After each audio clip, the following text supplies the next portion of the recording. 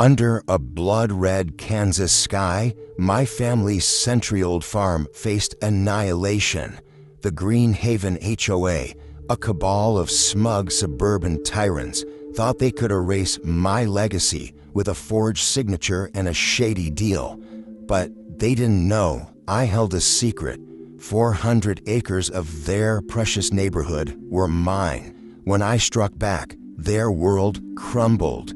If you crave a tale of justice against greed, hit that like button, share this story, and subscribe for more epic battles where the underdog bites back.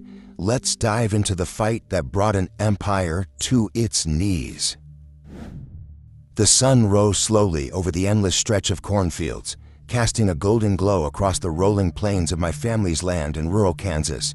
I'm Ethan Caldwell, 38 years old, born and raised on this 2,000-acre farm that's been in my bloodline for over a century.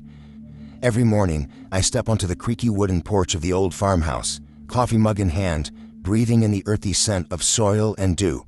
This land isn't just dirt and crops. It's the legacy of my great-grandfather Jacob, who tamed these fields with his bare hands. It's the memory of my father, Thomas, teaching me to drive a tractor under the wide, unforgiving sky. It's the promise I made to him on his deathbed to protect what's ours, no matter the cost. I've lived my entire life here, tending to the land just as they did, long before the nearby town of Greenhaven sprouted its cookie-cutter houses and manicured lawns. The world beyond my fields could change, but this land was eternal. Or so I thought. That morning started like any other. The roosters crowed, the breeze rustled through the corn, and I was halfway through checking the irrigation lines when my phone buzzed in my pocket.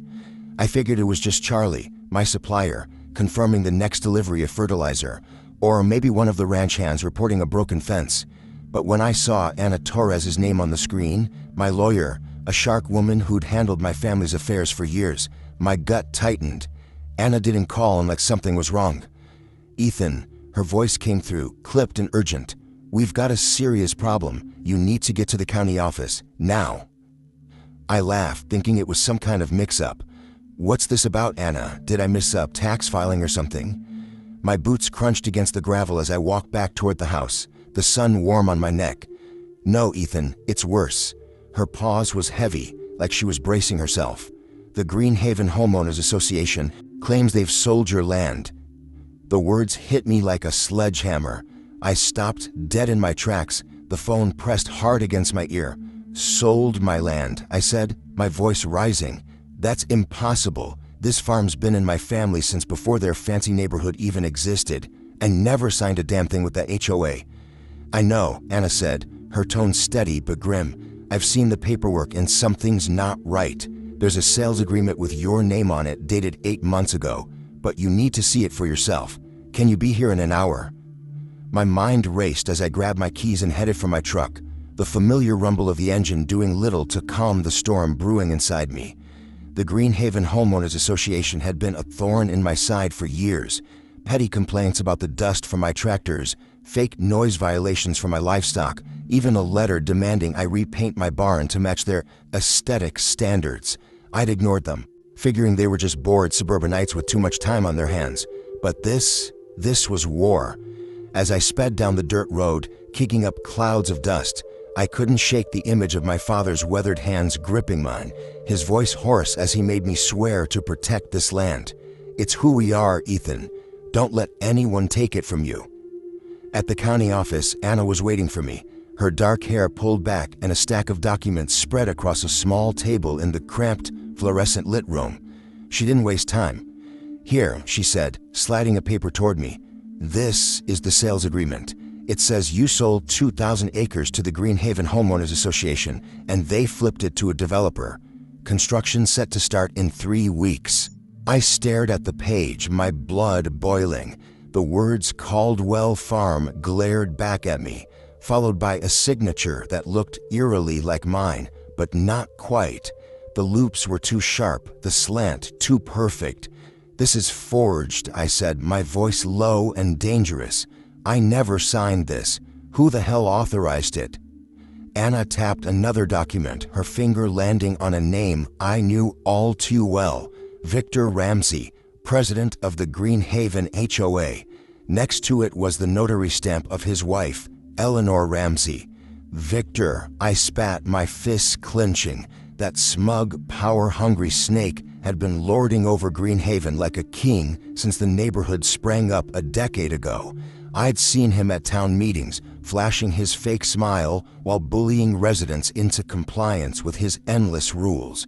He'd once cornered me at the feed store, suggesting I consider selling because my farm was holding back progress. I told him to shove it, and now he'd gone too far. "Ethan, we can fight this," Anna said, her brown eyes steady. "The deed to your land is clean and this signature doesn't hold up under scrutiny, but we're on a clock. Once they start bulldozing, it'll be harder to stop them." I leaned back, staring out the window at the parking lot, my mind already spinning with possibilities. "They think they can steal my land and get away with it," I said, more to myself than to her. "They don't know who they're dealing with." Anna hesitated, then leaned forward. "There's something else. I did some digging and the HOA's been sloppy. They didn't file proper zoning checks before the sale, and there's a chance they knew the paperwork was shaky. If we can prove fraud, we can not only stop the sale, but hit them hard." I nodded, a slow grin spreading across my face. "Good. I want every document tied to this deal, every signature, every approval, every damn note they've got. If Victor Ramsey wants a fight, I'll give him one he'll never forget." As I drove back to the farm, the weight of the situation settled over me. This wasn't just about land. It was about my family, my history, the promise I'd made to my father. But there was something else nagging at me, a memory of a story my grandfather used to tell about an old land deal, something about extra acres he'd bought cheap during the Depression. I'd never paid much attention to it, but now it felt like a lifeline. Back at the house, I hauled the old safe out from under the floorboards in my father's study, its hinges groaning as I opened it. Inside were stacks of yellow documents, deeds, tax records, maps, all meticulously kept. As I sifted through them, my heart skipped a beat. Tucked in the back was a faded ledger, its ink barely legible. It detailed a purchase from 1953, an additional 400 acres, extending beyond the boundaries I'd always known. My fingers trembled as I traced the lines on the accompanying map. Those acres didn't just cover my fields, they stretched into Greenhaven itself, right under the houses of Victor Ramsey and his HOA cronies. I laughed out loud, sharp and bitter. "Oh, Victor," I muttered, staring out at the darkening fields. "You have no idea what's coming." I grabbed my phone and dialed Anna. "I found something," I said the moment she picked up. "Something big. Meet me tomorrow. We're not just saving my land, we're taking theirs." "What do you mean?" she asked, her voice tinged with curiosity. "I mean," I said, my voice steady with newfound certainty, "the Caldwells own more than this farm. We own Greenhaven, and I'm going to make sure they choke on that truth." The weight of the discovery clung to me like damp soil after a storm as I sat at the kitchen table. The old ledger spread open before me under the dim glow of a single bulb. Those 400 acres, land my grandfather had quietly acquired decades ago, were a hidden weapon, a ticking bomb under the pristine lawns of Greenhaven. I could almost hear Victor Ramsey's smug voice, oblivious to the fact that his entire world was built on my family's legacy. But I wasn't ready to tip my hand just yet. If I was going to bring down the HOA, I needed to be surgical, every move calculated, every strike precise. The next morning, I met Anna at her office, a small brick building on the edge of town, its walls lined with law books and framed certificates. She leaned over the ledger, her sharp eyes scanning the faded ink, her fingers tracing the property lines on the map I'd brought. "This is airtight," she said, her voice tinged with excitement. "The county records confirm it. Your family never transferred those 400 acres. Greenhaven's houses, their clubhouse, even part of their main road. It's all on your land. But Ethan, we need more than this to bury them. We need to prove they knew what they were doing when they faked that sale." I nodded, my jaw tight. Victor's not stupid. He's been dodging accountability his whole life, but he's not untouchable. What's our next step? Anna tapped a pen against her desk, her mind clearly racing. We file a preliminary claim to freeze any development on your farm. That buys us time. Meanwhile, we dig into the HOA's records, meeting minutes, emails, anything that shows they knew the land wasn't theirs. If we can prove bad faith, we can escalate this to fraud. But you need to play it smart. Don't let them know you've got this. She gestured at the ledger. If they catch wind of the 400 acres, they'll lawyer up fast. Got it, I said, leaning back in the chair. Let them think I'm just fighting for the farm. They'll never see the rest coming. Anna's eyes narrowed. You're enjoying this a little too much, aren't you? I smirked. They tried to erase my family's name. I'm just returning the favor. The next few days were a blur of strategy and deception. I kept up appearances, tending to the farm as if nothing had changed, while Anna quietly filed the claim to halt the development. I avoided town, knowing Victor's spies, nosy neighbors with too much time, would be watching. But I couldn't resist a little reconnaissance of my own. Late one evening, I drove past Greenhaven, its identical houses glowing under streetlights, their perfectly trimmed hedges mocking the wild and untamed beauty of my fields. At the edge of the neighborhood, it stood a new sign, future site of Greenhaven Estates expansion. My stomach twisted. They were already planning to carve up my land for more of their soulless suburbia. That's when I saw her, Clara Hayes, a Greenhaven resident I'd known since high school. She was watering her roses, her face drawn and tired. Clara had never been a fan of the HOA. She'd once told me how Victor fined her for planting wildflowers, calling them unkempt. I pulled over, rolling down my window. Clara, you got a minute? She looked up, startled, then glanced around as if worried someone might see us. Ethan, what are you doing here? People are talking, about your land. I cut to the chase. They're stealing from me, Clara. You know that, don't you? Victor and his HOA cronies, they faked a deal to take my farm. Her eyes widened, and she set down her watering can. I heard rumors, but faked. That's low, even for Victor. He's been strutting around like he owns the whole county lately. Said something about a big payout from the developers. I leaned closer, keeping my voice low. What's he said else? Anything about the land? Clara hesitated, then stepped closer to the truck. Not much, but last month at the HOA meeting, he mentioned clearing up some old property disputes. He made it sound like a done deal, like you'd already lost. I didn't think much of it then, but her voice trailed off, her expression darkening. Ethan, my house, it's in the new section of Greenhaven. If what you're saying is true, what happens to us? I saw the fear in her eyes, and for a moment I felt a pang of guilt. Clara wasn't like Victor. She was just a woman trying to live her life. But I couldn't afford to soften now. Help me, I said. If you've got anything, letters, emails, anything Victor sent you, get it to me. I'm not just fighting for my lands, Clara. I'm fighting for what's right. She nodded slowly. I'll see what I can find. But be careful, Ethan. Victor's got friends in high places, developers, even someone at the county office. They're not going to let this go easily. Her warning stuck with me as I drove home, the night air heavy with the scent of rain. Clara's words about Victor's connections lit a fire under me. If he had someone at the county office in his pocket, that explains how the forged signature slipped through. I called Anna the next morning, my voice tight with urgency. We need to check the county clerk's records. Clara Hayes says Victor's got an inside man. If we can find out who, we've got leverage. Anna didn't miss a beat. I'm on it. I know a guy in the clerk's office. Owes me a favor. If there's anything shady, we'll find it. But Ethan, you need to keep Victor distracted.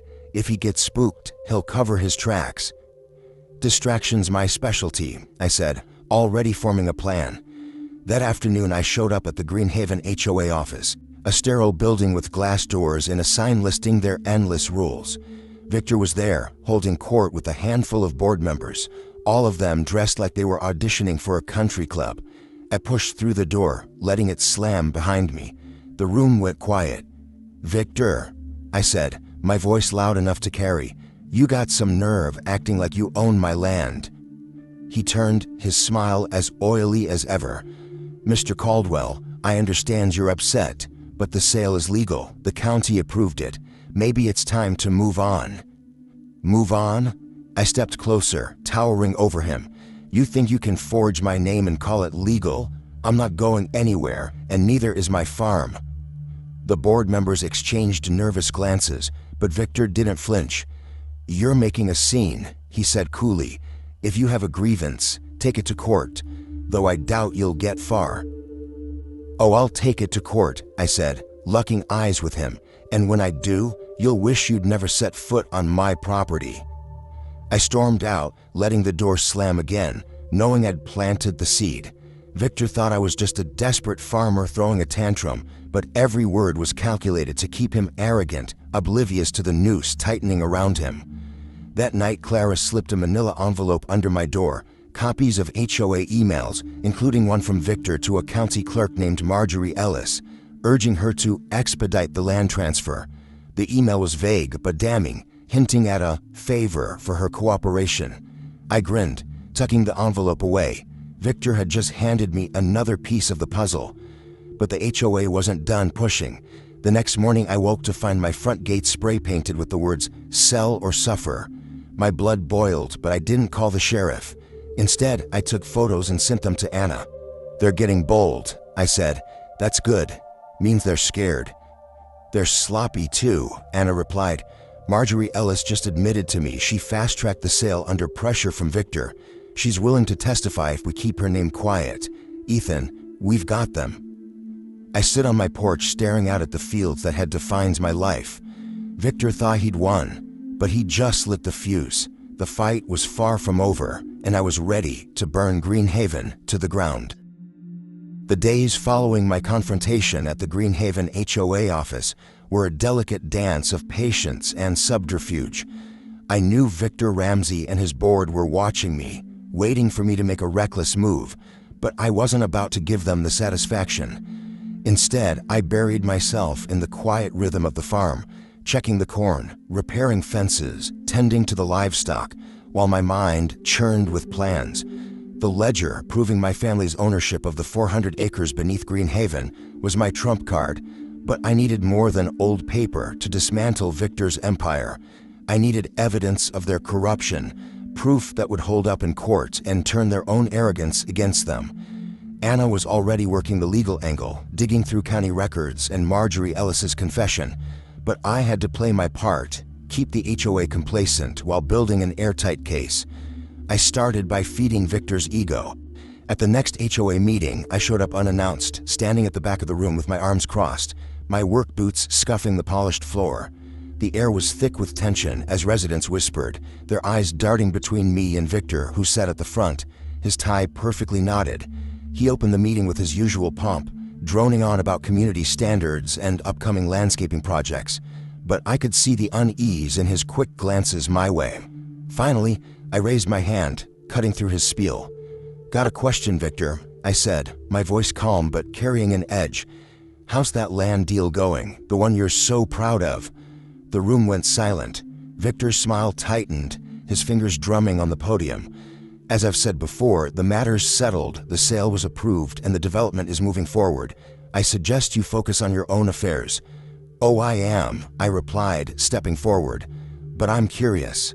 How do you sleep at night knowing you're building on land that doesn't belong to you?" A murmur rippled through the crowd. Victor's eyes narrowed, but he kept his composure.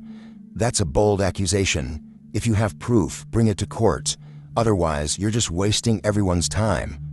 "I plan to," I said, holding his gaze, "and when I do, you'll be answering for a lot more than you think." I turned and walked out, feeling the weight of every stare on my back. The performance was deliberate. I wanted Victor to think I was grasping at straws, a lone farmer with no real power. But every word was a seed planted, meant to rattle him just enough to keep him off balance. Back at the farm, I dove deeper into my investigation. Clara Hayes' envelope had been a gold mine, but I needed more. I reached out to another Greenhaven resident, Marcus Reed, a quiet mechanic who'd clashed with the HOA over a shed he'd built without their approval. I found him at his garage, elbow deep in an engine, his overall stained with grease. "Marcus," I said, leaning against a workbench, "I need your help. The HOA has been lying to everyone, and I think you know it." He wiped his hands on a rag, his jaw tight. "What's this about? You stirring up trouble again?" "Not trouble, justice," I said. "Victor's been playing dirty, and I've got proof they faked a deal to take my land. But I need to know what else they're hiding. You've been in Greenhaven longer than most. Heard anything?" Marcus hesitated, glancing at the open garage door. "Look, I don't want to get in the middle of this, but yeah, I've heard things. Couple years back, at a board meeting, Victor was bragging about how they smoothed over some land issues to expand the neighborhood. Said they had a guy at the county who'd make problems disappear. I thought it was just talk, but now..." "That's what I needed to hear," I said, my pulse quickening. "Any chance you kept records of those meetings?" Marcus shrugged. "Got some old emails from the HOA. They're not much, but I'll dig them up. Just don't drag me into court, all right?" "Deal," I said, clapping his shoulder. "You're doing the right thing."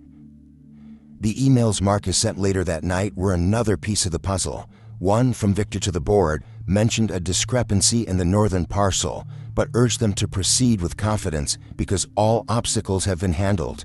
It wasn't a smoking gun, but it was close. I forwarded it to Anna, who called me immediately. "This is good," she said, her voice sharp with excitement. "It shows they knew there was an issue and ignored it. If we can tie this to Marjorie's testimony, we've got intent."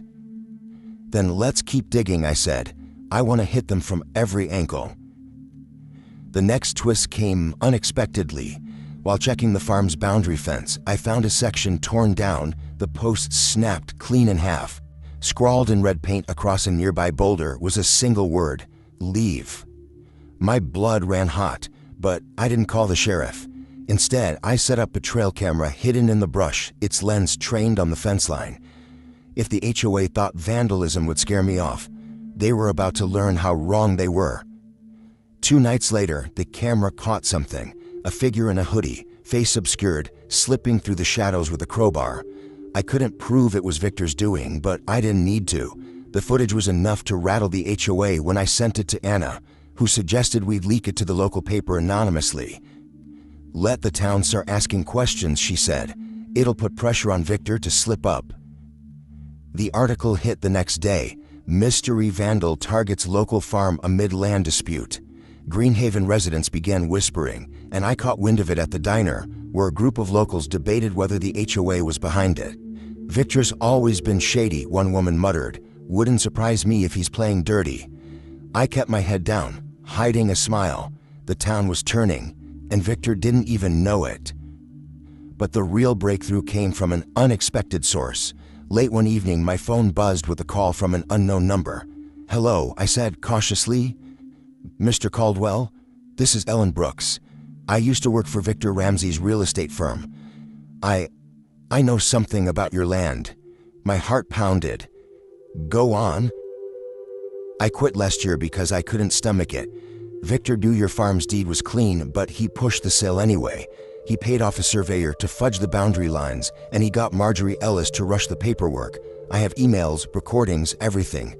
I'll send them to you, but you have to promise not to tell anyone it was me." "Why come forward now?" I asked, gripping the phone. "Because I'm tired of living with the guilt, and because Victor is planning to pin the whole thing on Marjorie if it goes south.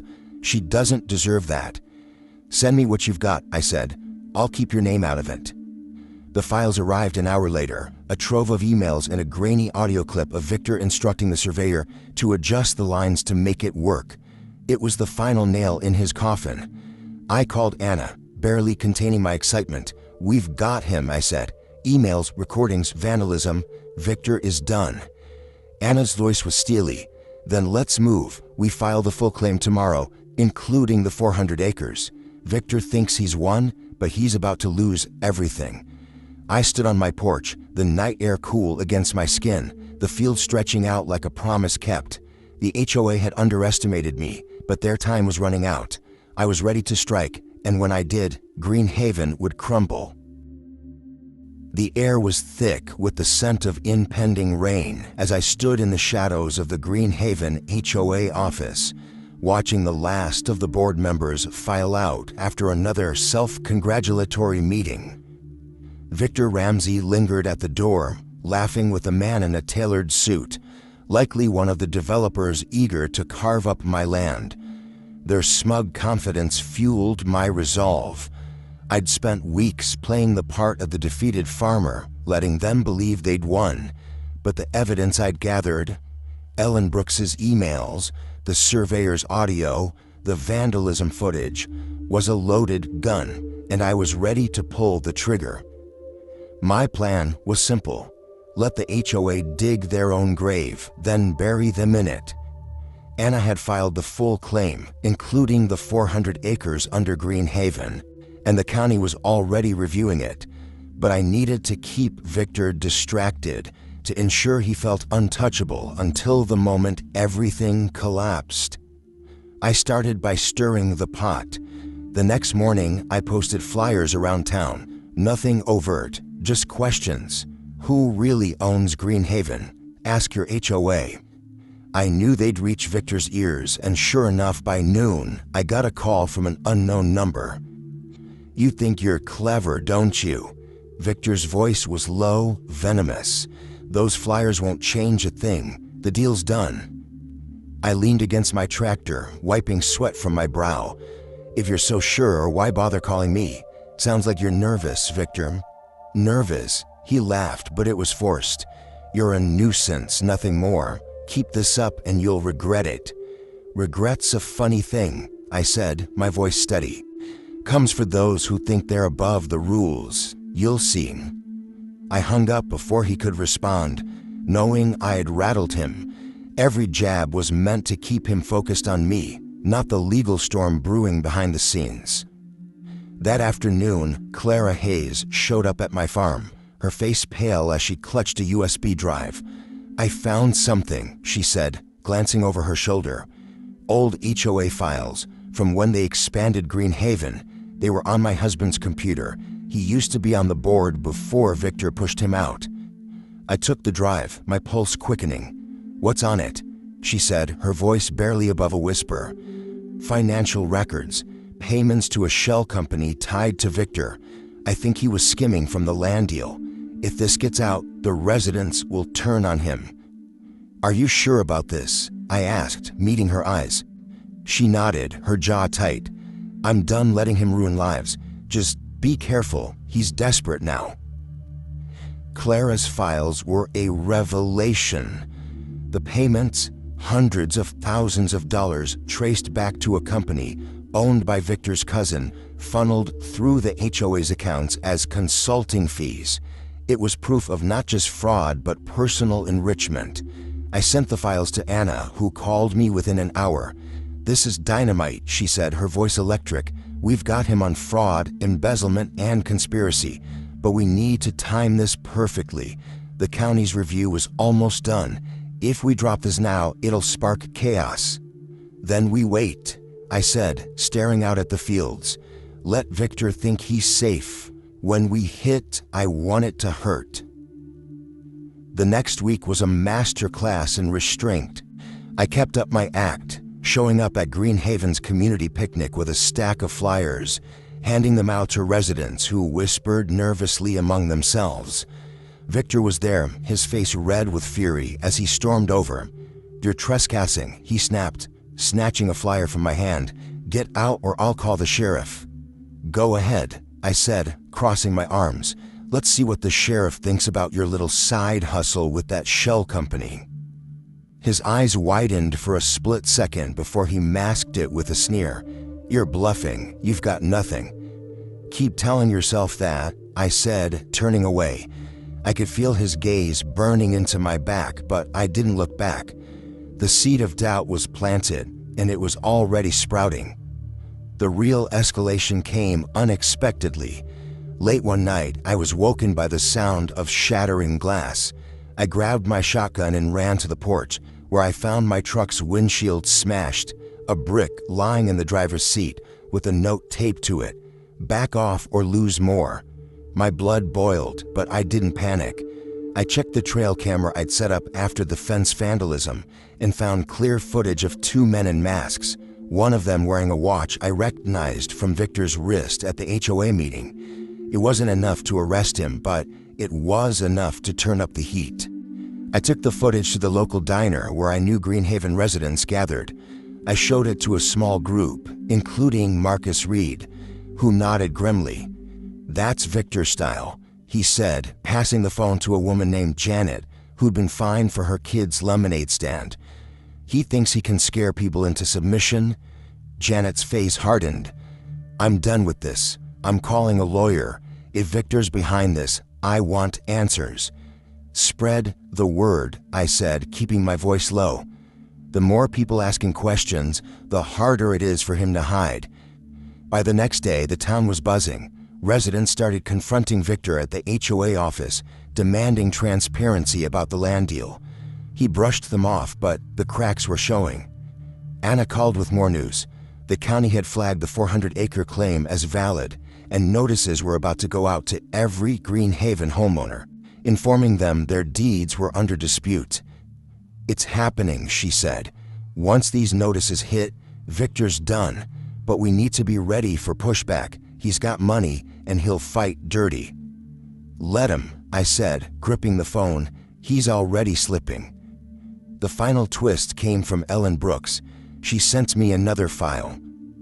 A recorded phone call between Victor and the developer where he admitted to cutting corners on the land survey to secure the deal. His voice was smug, oblivious to the fact that he was being recorded. "The farmer's got no clue," he said. "By the time he figures it out, we'll be breaking ground." I forwarded the recording to Anna, who let out a low whistle. "This is it," she said. "We leaked this to the press, and Victor is finished. But we need to control the narrative. You ready for this to go public?" "Do it," I said. "Let's see how he likes being the one backed into a corner." The next morning, the local paper ran a front-page story. Greenhaven HOA accused of fraud in land grab scandal. The article cited anonymous sources and mentioned the disputed deeds, sparking panic in Greenhaven. Residents flooded the HOA office, shouting at board members who scrambled to deflect blame. Victor issued a statement denying everything, but his words rang hollow. I watched from the sidelines, my heart pounding with anticipation. The notices went out that afternoon, each one a dagger to the heart of Greenhaven's illusion of security. Homeowners stared at letters declaring their homes might not be theirs, their mortgages in limbo, their futures uncertain. I stood in my field, the wind whispering through the corn, and felt the tide turning. Victor had thought he could crush me, but I turned his own greed against him. The fight wasn't over, but the end was near, and when it came, Greenhaven would be nothing but a memory. The courthouse was a pressure cooker, the air thick with the murmurs of anxious Greenhaven residents packed into the wooden pews. I sat beside Anna, my arms crossed, watching Victor Ramsey fidget at the defendant's table, his polished veneer crumbling under the weight of the moment.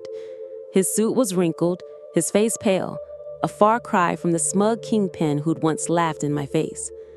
The judge, a stern woman with silver-streaked hair, shuffled through the towering stack of documents before her, our evidence, meticulously compiled. Ellen Brooks's recordings, Clara Hayes's financial records, Marjorie Ellis's testimony, and the damning ledger proving my family's ownership of the 400 acres beneath Greenhaven. The room held its breath as the judge cleared her throat, her voice cutting through the tension like a blade. This court finds the Greenhaven Homeowners Association guilty of fraudulent misrepresentation and unlawful property transactions, she declared, her words echoing off the walls.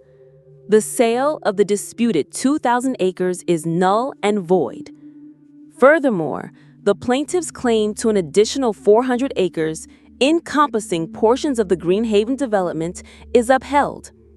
All structures on this land are subject to the plaintiff's discretion as the rightful owner. Gasps erupted, followed by a wave of shouts from the residents. Victor's head dropped into his hands, his shoulders slumping as if the air had been sucked out of him.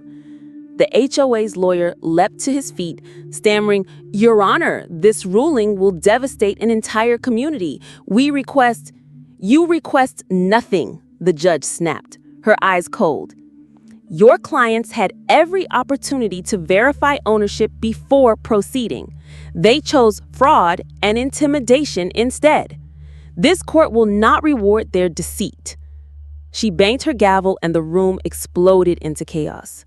Residents yelling, some crying, others turning on Victor with venom in their eyes. I leaned toward Anna, keeping my voice low. "That's it, isn't it? We've got them." She nodded, a rare smile breaking through her usual composure. "It's over. But now comes the hard part, deciding what you do with that land." I didn't answer, but my mind was already made up. As we left the courthouse, reporters swarmed, their cameras flashing like vultures circling a kill. "Mr. Caldwell, are you evicting the residents? Will you sell the land under Greenhaven?"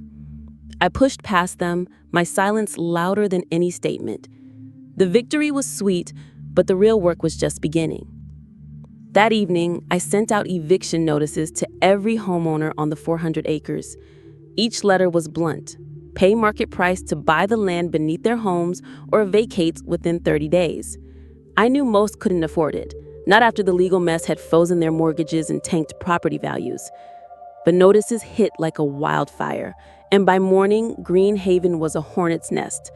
Residents flooded social media, local news ran nonstop coverage, and the HOA office was besieged with desperate calls. I stayed on my farm, watching the chaos unfold from a distance, my phone buzzing with messages I didn't answer. Victor showed up at my doorstep the next day, his face haggard, his usual swagger gone. "We need to talk," he said, his voice hoarse. "There's got to be a way to fix this." I leaned against the doorframe, my expression hard. "Fix it? You built your kingdom on my land, Victor. You thought you could bully me out of my legacy. What's there to fix?" He ran a hand through his thinning hair, desperation creeping into his tone. "The residents, they're innocent. They didn't know about the deal. You can't punish them for my mistakes." "Your mistakes?" I stepped closer, my voice low and sharp. "You paid off surveyors, bribed clerks, and pocketed money while lying to everyone. Don't talk to me about innocence." Victor's eyes darted away, his hands trembling. "I'll make it right. I'll pay you whatever you want. Just give them a chance to keep their homes." I laughed, cold and bitter. "You had your chance to do the right thing. Now it's my turn." I slammed the door in his face, his pleading voice fading as I walked away. There was no room for mercy, not after what he'd done. The fallout was swift. Residents began turning on each other, some forming groups to pull money in a futile attempt to buy their land, others pointing fingers at Victor and the HOA board. Janet, the woman from the diner, called me, her voice shaking with rage. "You're ruining us," she said. "My kids grew up in that house. We trusted the HOA, and now we're losing everything." I gripped the phone, my jaw tight. "You trusted the wrong people, Janet. When Victor was harassing me, where were you? You stood by while he tried to erase my family's history. Now you want my sympathy?" She sobbed, but I hung up. Their pleas couldn't sway me, not when I'd fought so hard to reclaim what was mine. The next blow came when the developer, now facing massive losses, sued the HOA for fraud. The lawsuit cited Victor's recorded admission of cutting corners, and the news spread like wildfire. National outlets picked up the story. "Suburban nightmare, HOA fraud leaves families homeless." Victor's name was plastered across headlines, his reputation in tatters. He resigned from the HOA in a pathetic press release, claiming he was stepping down to focus on family. But the residents weren't buying it. At an emergency town hall, they shouted him down as he tried to speak. "You lied to us," one man yelled, throwing a crumpled notice at the stage. "You said our homes were safe." I watched the live stream from my porch, a glass of whiskey in hand, feeling the weight of my victory settle in. But I wasn't done. I began selling the 400 acres to investors, agricultural firms, commercial developers, even a local cooperative eager to turn the land into a community firm. The offers poured in, each one higher than the last. I set the prices high, knowing most residents couldn't pay. One by one, their homes went into foreclosure, their dreams of suburban perfection crumbling as moving trucks rolled out. Clara Hayes was one of the few who tried to negotiate. She came to my firm, her eyes red from crying. "I know you're angry," she said, her voice breaking, "but please, my daughter's school, our whole life, it's all here. Can't we work something out?" I looked at her, remembering her help, but the fire in me wouldn't relent. "You gave me those files, Clara, and I'm grateful, but this isn't just about you. It's about what was taken from me. I'm sorry, but the land's not for sale to Greenhaven anymore." She left, defeated, and I felt a twinge of regret, but only for a moment. The land was mine, and I'd fought too hard to compromise now. By winter, Greenhaven was a ghost town. Bulldozers rolled in, tearing down houses to make way for fields and warehouses. The once pristine neighborhood was reduced to rubble. Its HOA sign toppled into the dirt. Victor's house was the last to go, sold at auction to cover his legal debts. I stood in my field, watching the sunset over the reclaimed acres, the air heavy with the scent of fresh soil. The land was whole again, untouched by greed, a testament to my family's endurance. I'd kept my promise, and no one, not Victor, not the HOA, not an entire community, could take that from me. The story of Ethan Caldwell's battle against the Greenhaven HOA teaches us that justice demands resilience and cunning against those who wield power unjustly. Ethan's fight to reclaim his family's land reveals the strength of standing firm for what's rightfully yours, no matter the odds. It shows that greed and arrogance can blind even the most calculated schemers, leaving them vulnerable to those who know their truth and refuse to back down. The HOA's downfall underscores the consequences of deceit, proving that no one is untouchable when faced with determination and evidence.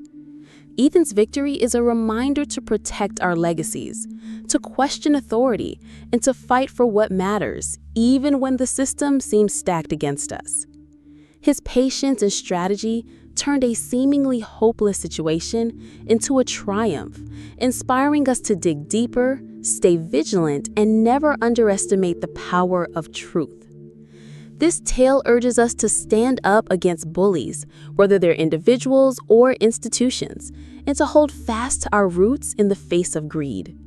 If this story of grit and justice fired you up, smash that like button, share it with friends, and subscribe to the channel for more heart-pounding tales of underdogs taking down giants. Don't miss the next epic showdown. Hit that bell icon to stay in the loop for stories that ignite your passion for fairness and retribution. Join our community and let's keep the fight alive.